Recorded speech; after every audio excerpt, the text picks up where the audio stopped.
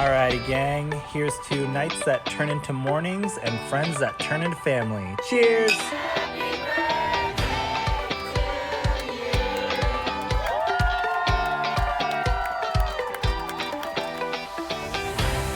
Hello, hello. Welcome to the Friendship IRL podcast. I'm your host, Alex Alexander, and each week we explore what's working and what's not in our friendships, community, and connections. Have you ever wished you could sit down and have a conversation about what is really going on in your friendships? Well, you found your people. Join us as we dive into real-life stories and explore new ways to approach these connections. Together, we're reimagining the rules of friendship.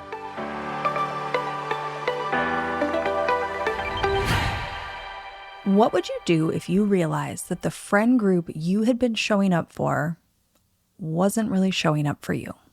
Not in a dramatic, obvious way, not a big fight, not a single moment you could pinpoint. Just this slow, quiet realization that you had been shrinking yourself for years. Editing out the parts of you that didn't fit in the group.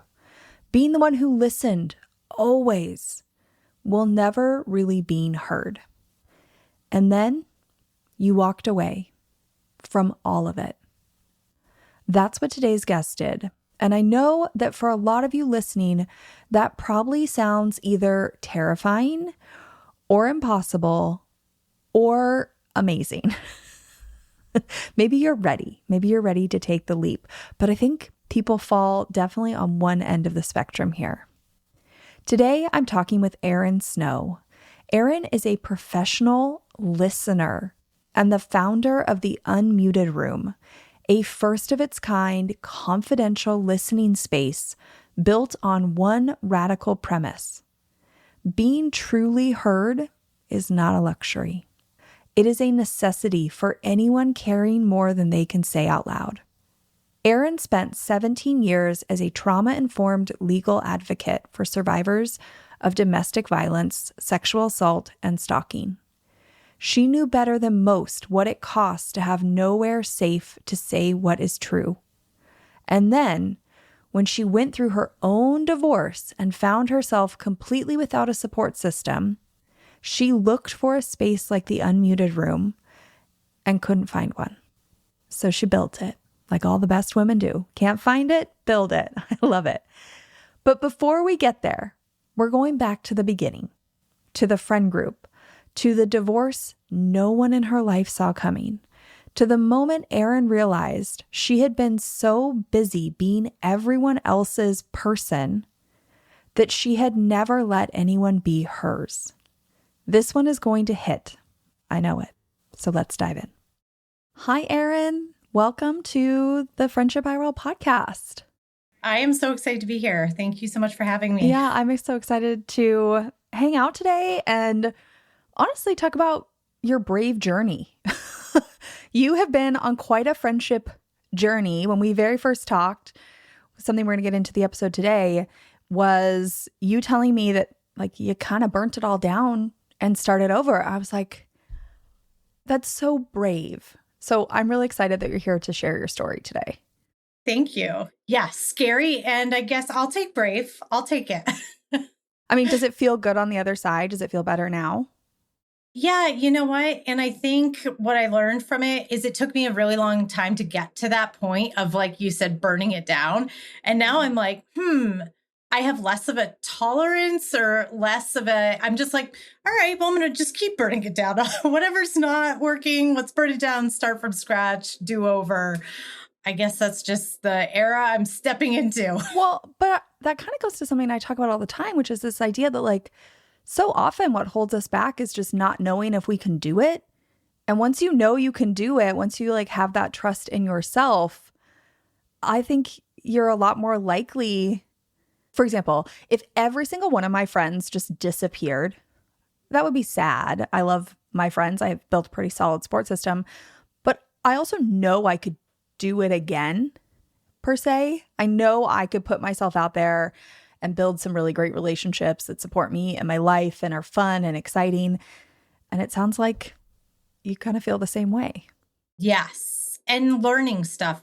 If you had to do it, you hope you don't have to, but if you had to do it, like the next time around, like, hey, what are the lessons that I learned from round one? And how do I move that into round two so I don't, make some of those mistakes again, or maybe I handle this differently. Yes. Well, that's what we're going to talk about today. So maybe we go back and kind of like set the stage for everyone. I mean, where's a good place to start? Like maybe before your divorce? Sure. Yeah, we can. Yeah. So let's just jump right in. So my ex-husband and I, we got together when we were in college, right? Me and my husband too. Yeah, very young. I actually thought he was older than me, but he was a year behind me. So, we got married in July. He graduated in May and we got married in July of 2004. Okay. And, so we were essentially growing up together, right? And figuring things out, immediately jumping into work, having kids together, 2 amazing kids, and just realizing that our lives were taking completely different paths. We weren't connecting at all. I did find out that he had cheated on me multiple times. And, I'm sure a lot of people are thinking, oh, okay, so you got divorced then. No, I didn't do that. I was like, let's buy another house. Let's focus somewhere else. Okay. Yeah, let's buy another house. Maybe if we have this new life, new neighborhood, the kids had moved schools. I was like getting friendly with the neighbors who are also parents of kids at school and their grades. So I'm like, this is great. I have an outlet. I have friends. I didn't have this before. So cool. We're going to keep going.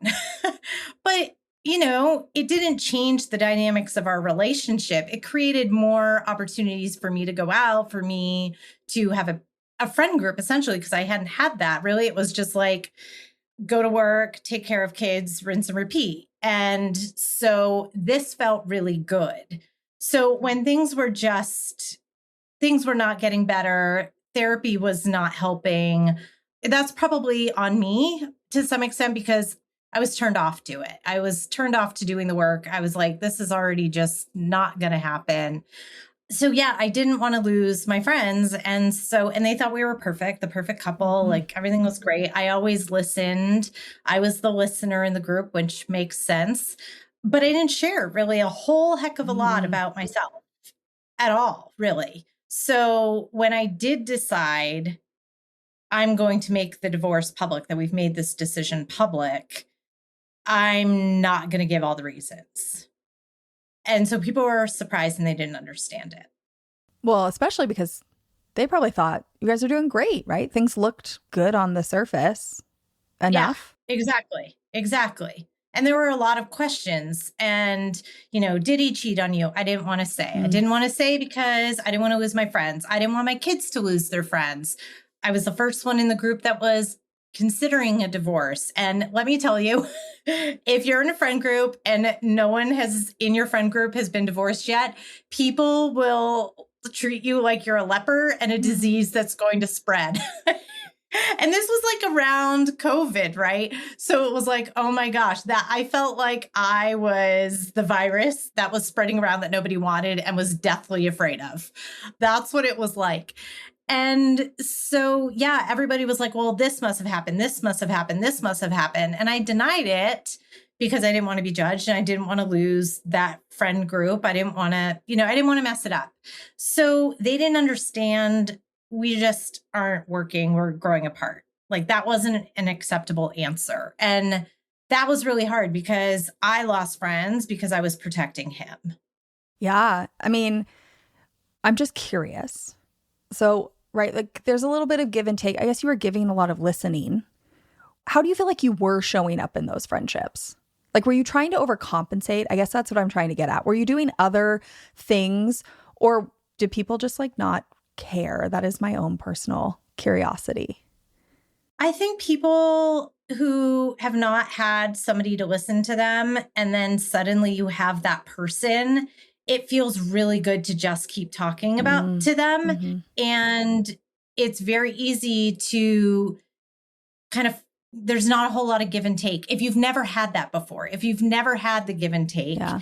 and suddenly you have somebody who's curious and wants to know everything and wants to help you solve things and is available, that feels really good. And that's what I was for my friends. And I was used to that because I've always kind of played that role and I was okay with it. I didn't realize I could have used an outlet like that. Mhm. I was doing it in my work at the time. I was doing it for my friends. I was happy to do it. I felt like that's where I added value. For sure. I mean, you did. I'm positive. Yeah, that's how I felt like I was contributing because I wasn't the mom who baked everything. I was a working mom. I didn't cook things from scratch. I got a lot of crap for that. I had the frozen Eggos and I wasn't putting out like this feast in the mornings so I felt like I was falling short in a lot of those ways. And so this was a way that I felt like, oh, this is my thing, the thing that I contribute in the friend group. Yeah. And I'm happy to do that. But it was really at the expense of I didn't share a whole lot about me. And the other thing too is I felt I was pretty different than a lot of my friends. We went out and had fun and I enjoyed that. I could let loose, but I was the one that talked about waxing and was not as, I wasn't conservative and they were very conservative and more religious and all of those kinds of things. I was already kind of on the outside. I would talk about my work, doing domestic violence work. They didn't understand that. There wasn't a lot of opportunity to be anything other than like the fun girl who showed up at parties, and listened when, you needed somebody to listen to you. But sharing a whole lot about myself was kind of like, you're a lot in the sense that they're not necessarily our values or our interests. So it was hard. It was hard because I shut off a lot of myself to protect my ex-husband and really to make myself fit in with that group.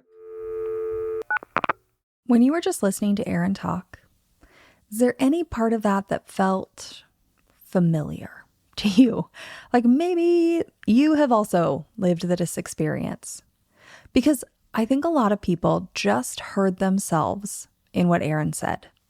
Not fitting in, shutting off parts of yourself, shrinking your personality down into whatever version of you feels palatable to people, safe, tolerable to the group. And here's the thing that gets me every time. It's not just about fitting in. It's that when you feel like you don't quite belong, a lot of people don't just quietly blend in. They overcompensate. They find the one thing they can offer, the one way that they can contribute, the one way they can be the go-to person for something in the group, and they go all in on that. For Erin, it was being the listener, the one who showed up, who cared, who held space for everyone else, while quietly making herself smaller everywhere else. We actually talked about this exact pattern back in episode 85 with Deb Blum.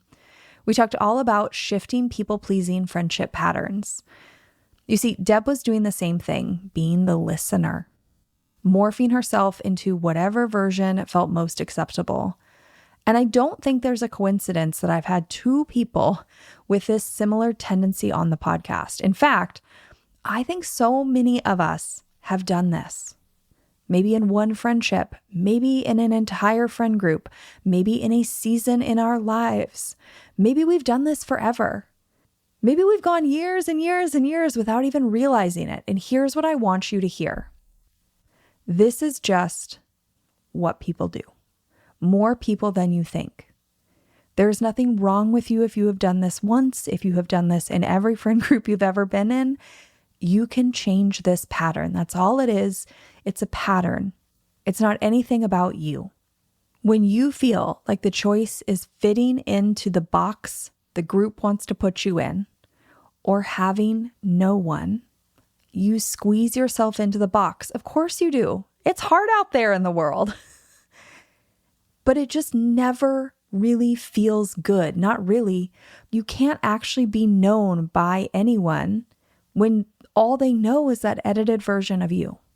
I think for a lot of us, this can build up over time into this kind of like shame of why can't I just be me?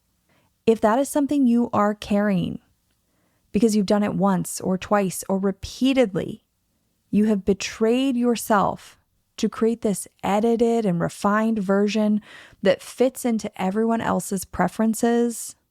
I see you. This happens. It happens a lot. And you know what? You can change that pattern. You can rebuild. And when we identify that we are holding on to this feeling of like, I can't believe I've done this again, when we just name it, when we put out episodes like this, I think what happens is that feeling loses some of its power and we can move on. We can just be like, I don't want to do this anymore. I'm going to try and shift this pattern and I'm going to rebuild in a completely different way than I ever have before. And that's what we're going to keep diving into. Yeah, that's what I was thinking is like fitting in by omission almost. Yeah. You know? Mm-hmm. And then you really are providing something that is very sought after, especially by women, right? Which is, I mean, at the end of the day, it's emotional labor. Like women want to feel heard, women want to feel seen, and you were just like an endless receptacle to do that work forever and ever. But I mean, that's kind of true. So that is a very valuable thing you were giving them, only to then turn around, kind of open up, which you've already said, like not fully because you were trying to protect other people.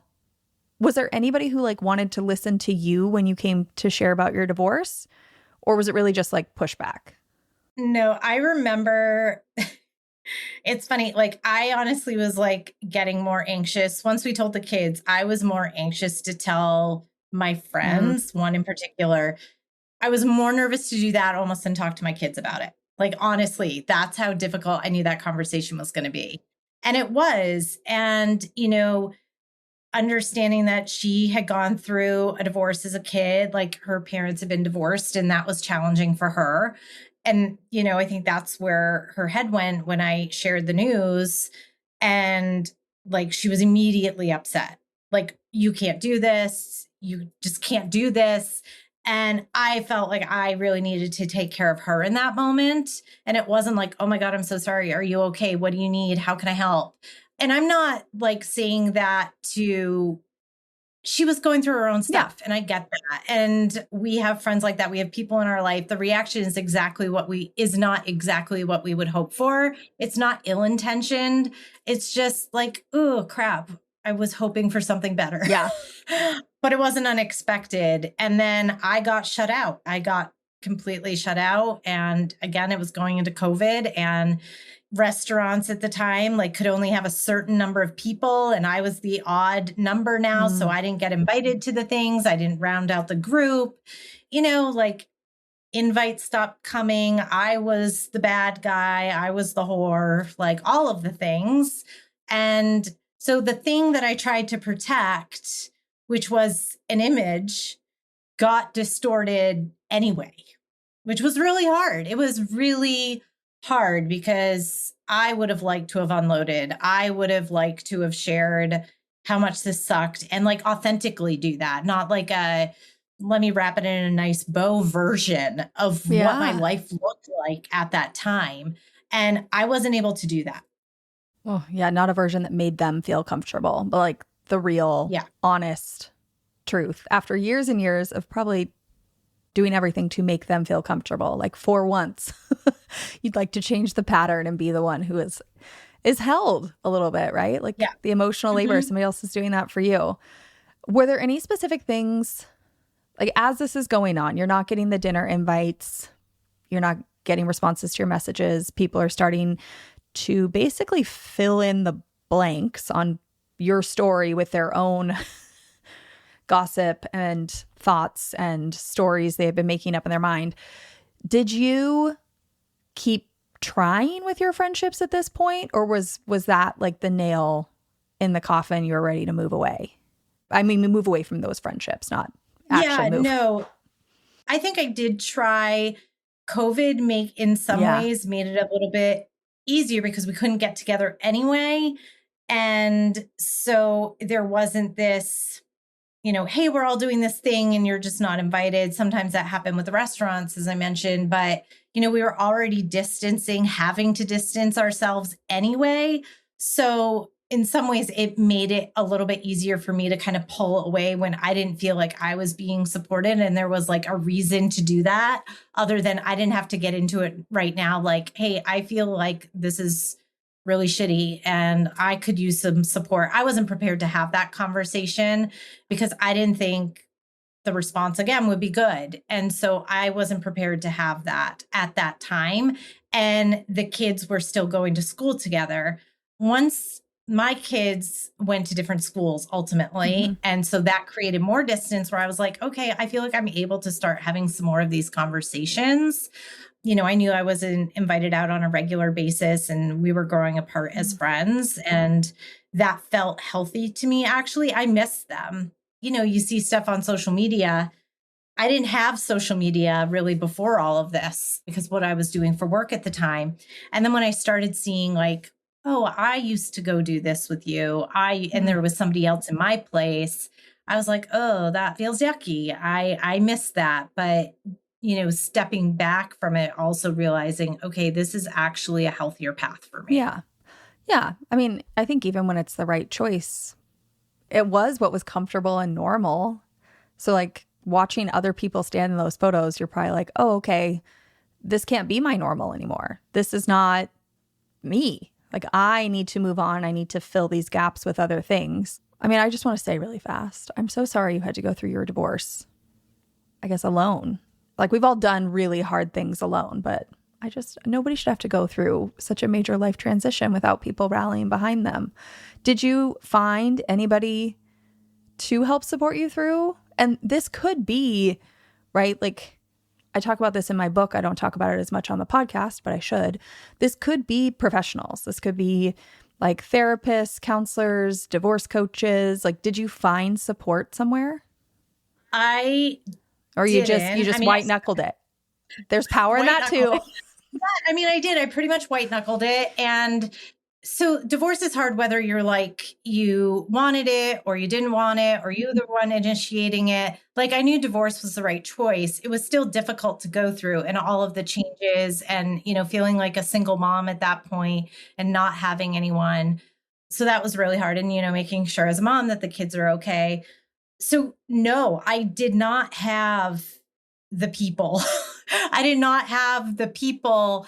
At the time we were finalizing everything, we were seeing other people at that point, but the pre was where it was challenging. And I was just really pissed off at, they show all these shows where the girlfriends are coming over with wine and like hugging each other with blankets and watching all the movies. Like I was so mad. I'm like, okay, my life is not a Hallmark movie. Yeah. This is not real life. Like this is shitty. Like this just really, really sucks. And I looked for something where I could find that support that I was looking for. I didn't feel like therapy was what I needed. I had gone through therapy before. I was like, that's not really what I'm looking for. I really just want a space where I can be raw and say all the things and it be okay. And I couldn't find it, which is why I started the business that I did. Which we're going to talk more about, which I'm so excited. But to continue down this journey, we've talked about how you have kind of rebuilt. So at what point do you think you started rebuilding, like building a new community? What was the catalyst for that? After breaking up with your entire friend group, I know they kind of broke up with you too, but also just being like, I'm done. I'm moving on. I'm not going to keep chasing this. Yeah. So it was, there was the event and then I moved to a different town and that again created some distance on its own, but I didn't really say it out loud or have the conversations really until I was still desperately holding on to something until I started this business and I started joining networking groups, women's networking groups. And I had women who didn't know me, had met me, like a month before, whatever, very short period of time that they knew me. And whether it was business or something personal, they rallied around me at various times, whether it was me, I was like, hey, is this a good idea? And they were like, yeah, like so supportive. And hey, if you ever need anything, call me. It started to be that reciprocal relationship that I talked about at the beginning, where I'm telling you, you're telling me, and we're having, equal footing conversations. And I was like, what is this? I'm like, I don't. So I remember going to a networking meeting, and I had decided I was like going to step back. And I was from my friend group. I had been hanging on. I was still in a book club. And I'm like, I can't do this anymore. I know now what authenticity looks like. I can't keep showing up in this way and keep showing up in my old life as a version of myself that I'm not happy with. Like, I'm not perfect. I've made mistakes for sure, but I need to be able to talk about those and own them and not feel like I'm a horrible person, or, that somebody's going to listen to me and going to be supporting me. And so I was like, if I can't do that, if I can't share the things about my life that I'm going through, whether it's good news, bad news, whatever, if I can't share those pieces of myself, these are no longer relationships I feel like I can be in.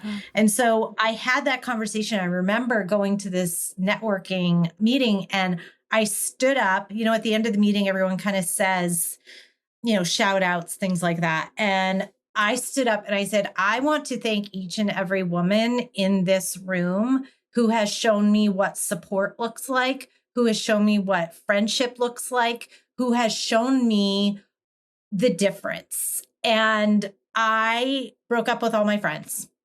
And it wasn't dramatic. It was like a very respectful, hey, I'm just stepping away. I didn't need to get into everything, but I did that. And you all gave me the courage to do that. And I am forever grateful for that. I am forever grateful that I stood up and said that in a room of a lot of women, and that they then reached out to me afterwards and were like, hey, thank you for sharing that. I don't think a lot of people talk about that. That's not easy to do. Thank you for doing that. And I was like, thank you for showing me what the other side can look like. I was prepared to do this on my own, right? I was prepared to do that and had accepted that, this is all in the movies.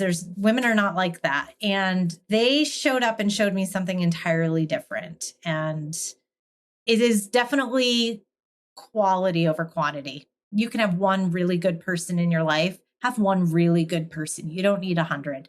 I'm over here like glassy eyed because sometimes we can get so focused on like the leaving of the group.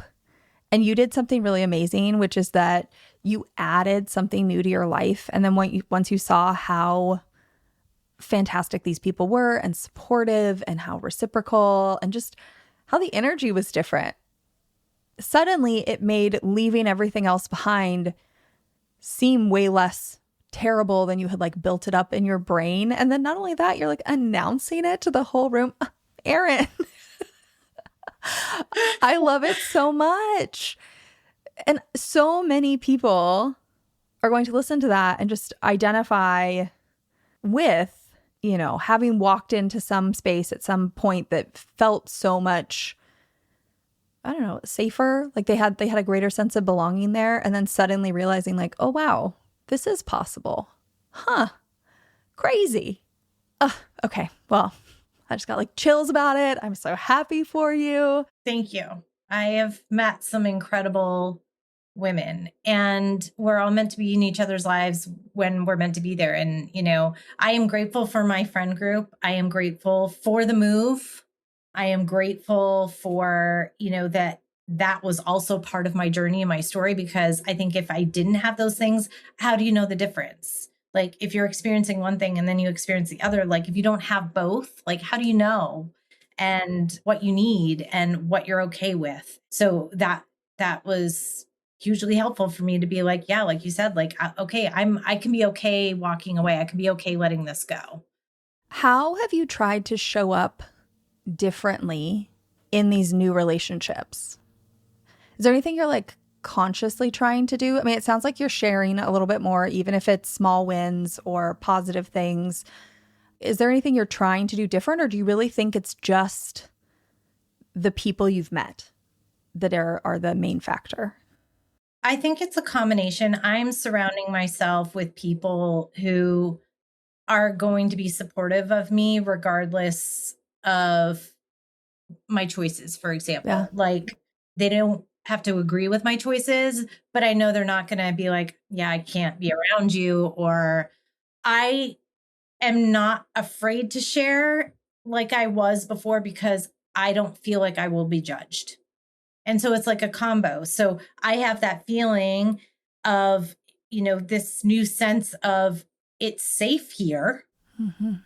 And now, because I feel safe, now I'm going to share more about my life. I have just like really honestly, since the work that I was doing before this, what I'm doing now, how I've finally stepped into empowering myself and using my voice and using it to advocate for myself and for others in ways that I didn't before. It's really an incredible transformation, and it snowballs like little steps, like, oh, that felt good to do that.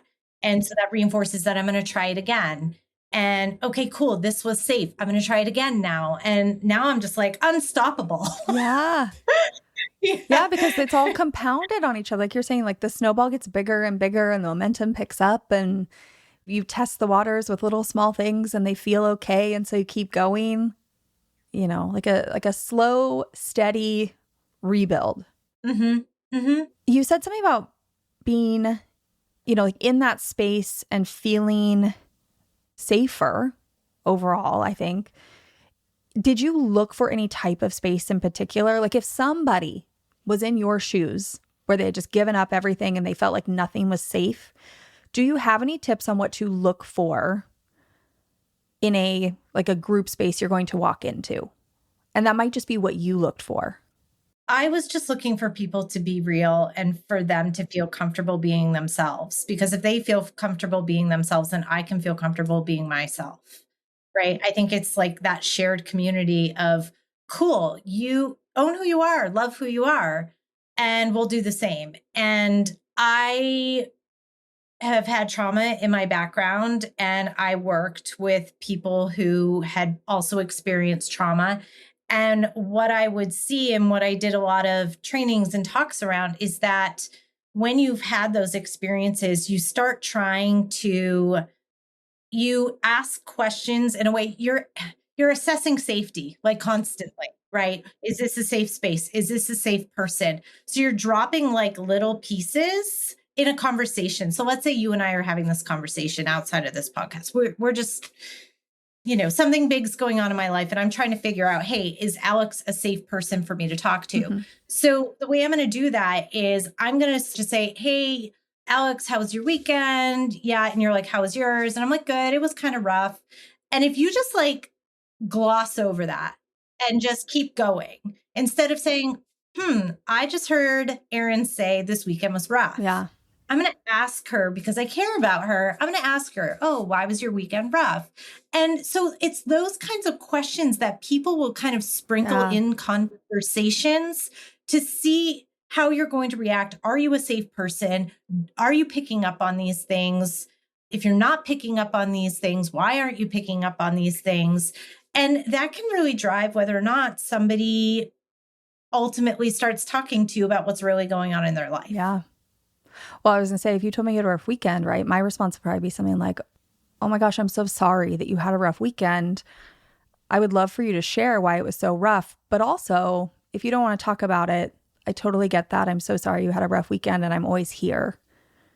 Yeah. Yeah, that's perfect. Yeah. That's right. It gives me choice of whether or not I want to talk about it. It signals to me that, okay, Alex is somebody who cares about me. She noticed this and is letting me know that I can go to her if I want to talk to her. Right. But a lot of times we're just so focused on what's going on with us that we don't pick up on those things. And then somebody who is looking for that kind of connection is going to be like, okay, not right now. You're not my person right now. And it's unfortunate because I don't think we focus on that enough. And I think that we're missing out. We're missing out on opportunities to connect with people. I just want us all to sit with something Erin said for just a second, because the example she gave is so tangible. Like, this is something you can take into your very next conversation. This is a shift you can make right now. If you've been around here for a while, you might recognize what's actually happening in this moment. This is my roots framework in action. If you're not familiar with it, go back and listen to episode 12, but the short version is this. One of the 3 types of roots holding our friendships together are story roots, which are our beliefs and expectations about our friendship. Beliefs like, my friend cares about me. And those beliefs don't just appear out of nowhere. They get built through actions, slowly, over time. And those small, repeatable actions, they either confirm that belief or they quietly chip away at it. Now, what Erin just described, someone dropping a comment as simple as, hey, I had a rough weekend, that is an opportunity to show up in a way that confirms a story root. So when you see that and you pick it up and you respond in a way, that's a belief building moment right there in real time in a conversation you're probably going to have tomorrow or the day after, at least once this week, if not once an hour. Now, I know what some of you are thinking. You're like, okay, great. In that moment, Alex, my brain kind of short circuits a little bit and I don't know how to word a good response. What do I actually say in that moment? Maybe you freeze. Maybe you're just not sure how to respond without making it weird. Maybe you tend to make it about yourself. Maybe you just need a second to figure it out and it feels like by the time that second has passed, the conversation has moved on. If that is you, I want you to go listen to episode 90 with Antonio Neves. His episode has Dear Men in the title, but honestly, his episode applies to everyone. And one of the gems that you're going to hear in there is Antonio in the episode tells you his go-to response that he uses every time he's in one of those belief building moments. Somebody says something that hints at something bigger and he just says, tell me more about that. And then he sits in silence. That's it. That's the whole thing. You don't have to have the perfect words. You don't have to know where the conversation is going. You just open the door and let them decide if they want to walk through it. And the joy of Antonio's response is that it works every time. So just remember those words. And then you can focus on looking for the moments. Use the same phrase over and over and over again. Tell me more about that.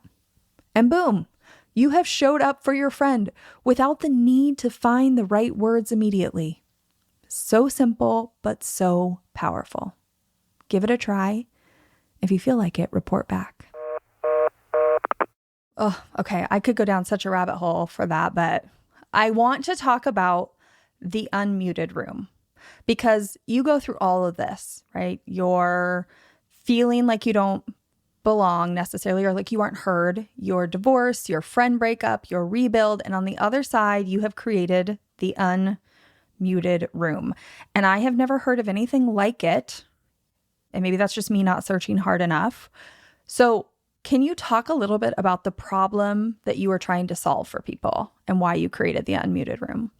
Yeah, I was trying to solve my problem. Yeah. As so many of us do. Yeah.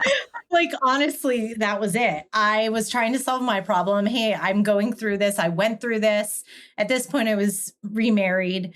And I was like, okay, look, I have worked with women who have not felt like their story has been heard. They've been telling it. Nobody's hearing them. I'm like, check. I understand what that feels like.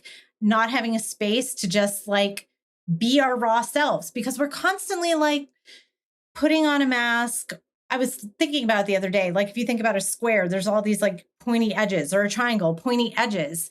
Like we're always trying to round out those edges so we're more palatable to people. We make people more comfortable. And I'm like, no, I don't want to do that. I want a space where if you're jagged and pointy and raw and all, messy, all of those things, great. I would love to create that safe space where you get to be that.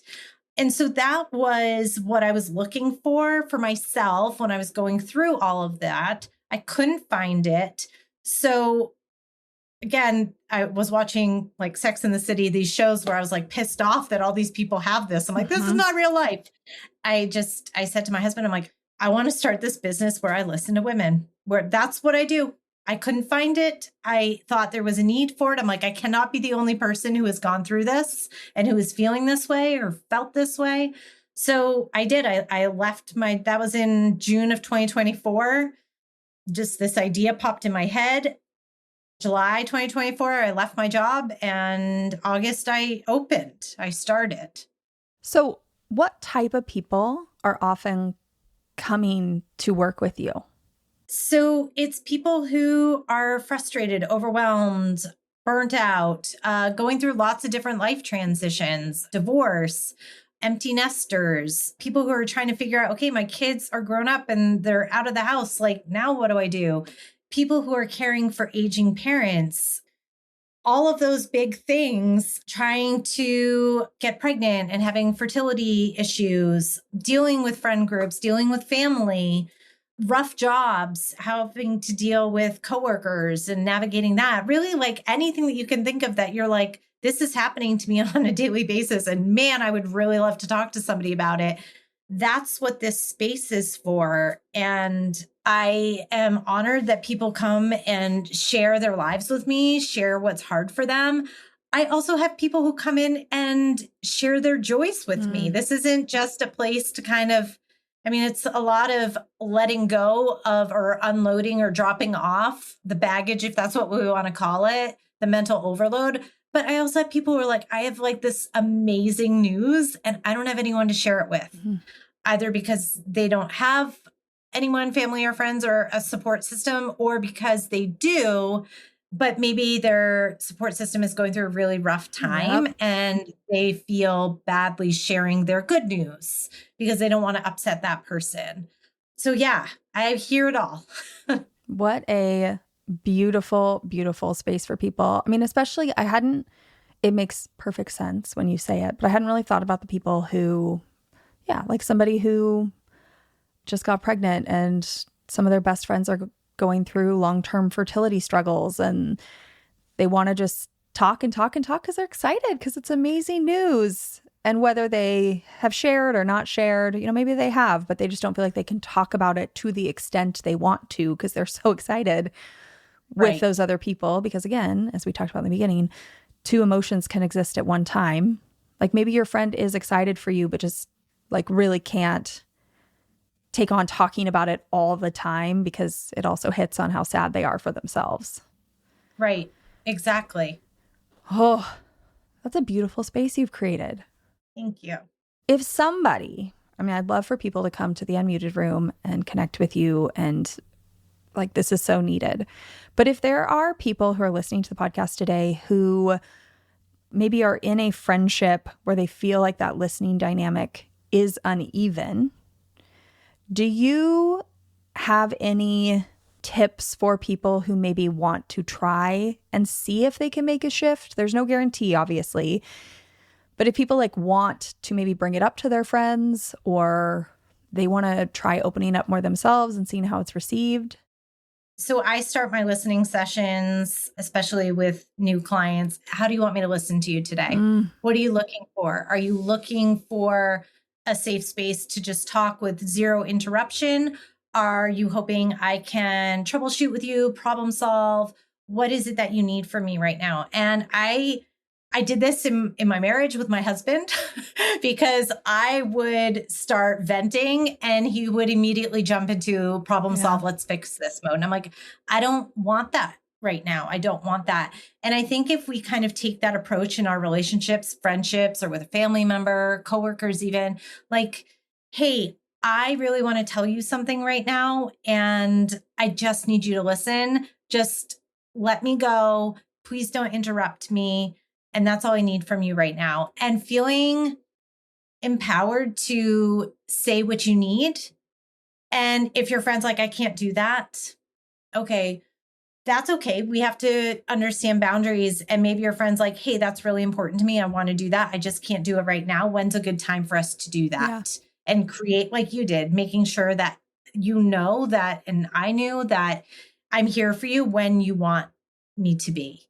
But if your friend's like, yeah, I can't do that just because they can't be bothered or don't want to, then that's probably an indication right there that you need to maybe, it's time to move on. Find it's not serving you in the way that you need.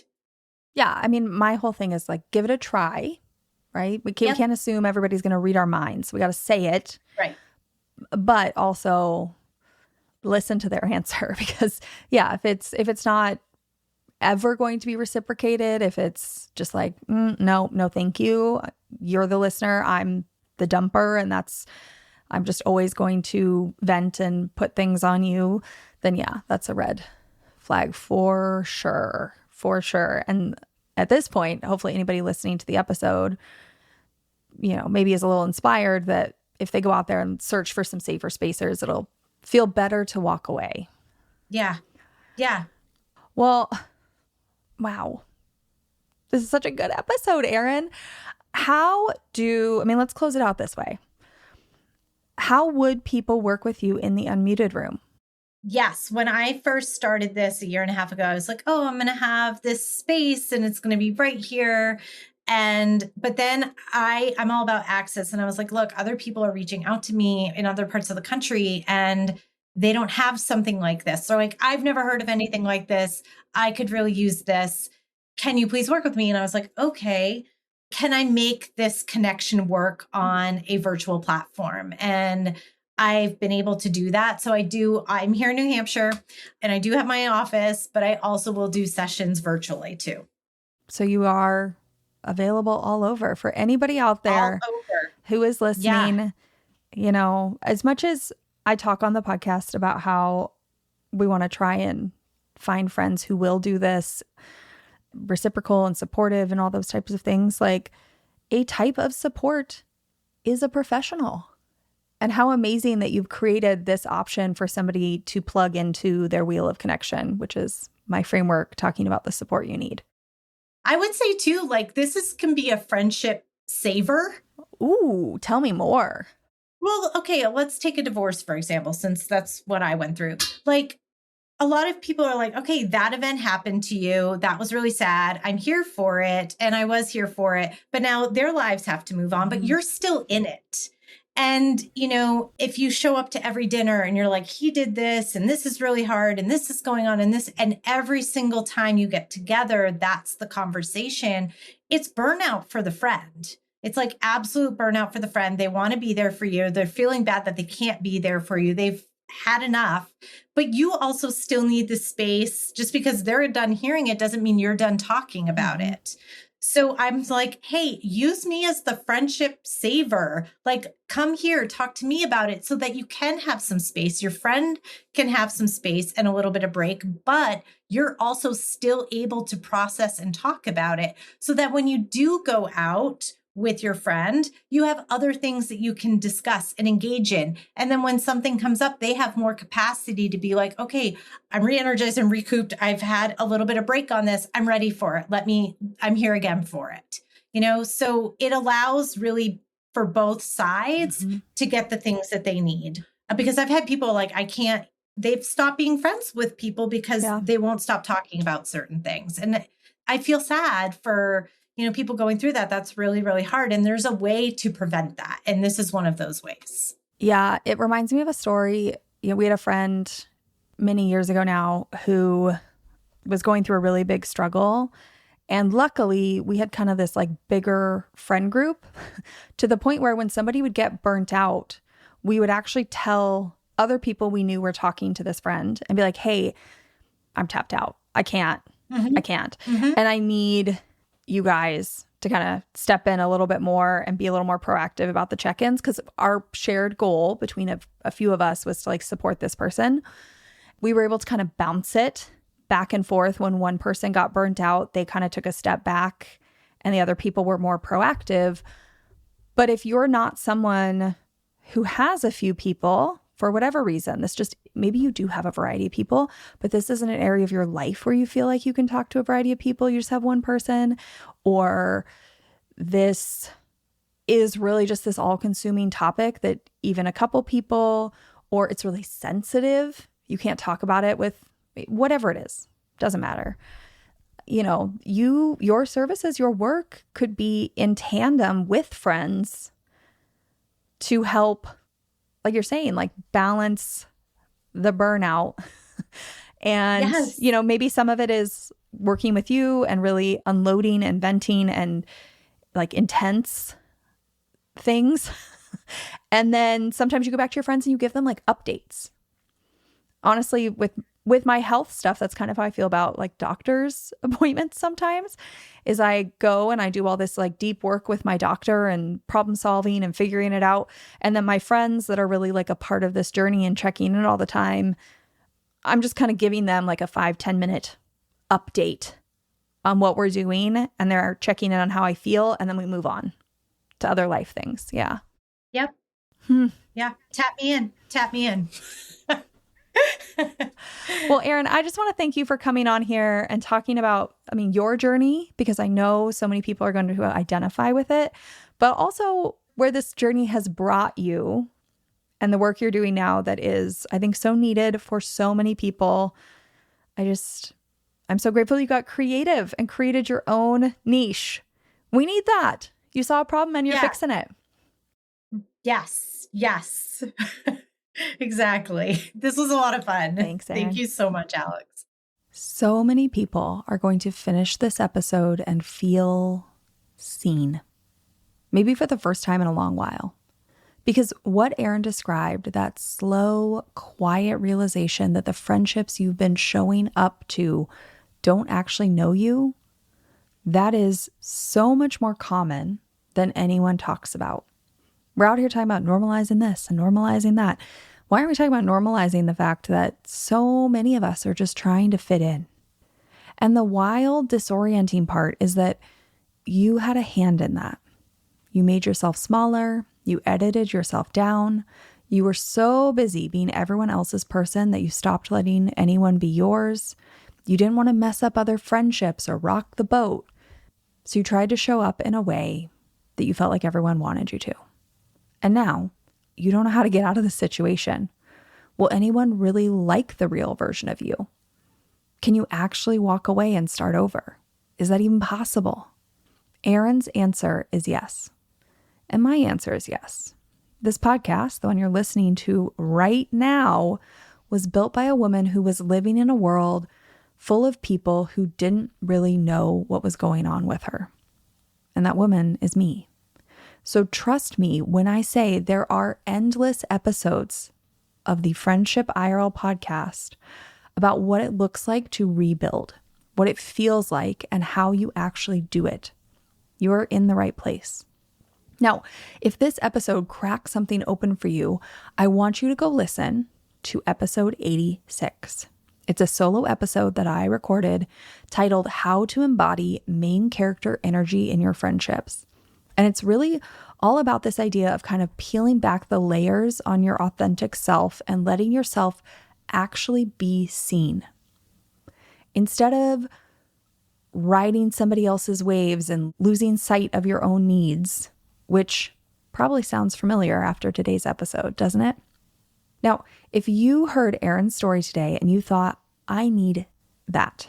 I need somewhere to just say the thing, all of it, without someone jumping in to fix it or judge it or make it about them, then go find Erin. The Unmuted Room is linked in the show notes, and Erin offers a free 10-minute consultation so you can learn more about what this looks like and whether it's the right fit for you. That link is in the show notes. And with that, I'll see you next week. Thank you for listening to this episode of Friendship IRL. I am so honored to have these conversations with you, but don't let the chat die here. Send me a voice message. I created a special website just to chat with you. You can find it at alex.chat. You can also find me on Instagram. My handle @itsAlexAlexander. Or go ahead and leave a review wherever you prefer to listen to podcasts. Now, if you want to take this conversation a step further, send this episode to a friend. Tell them you found it interesting and use what we just talked about as a conversation starter the next time you and your friend hang out. No need for a teary goodbye. I'll be back with a new episode next week.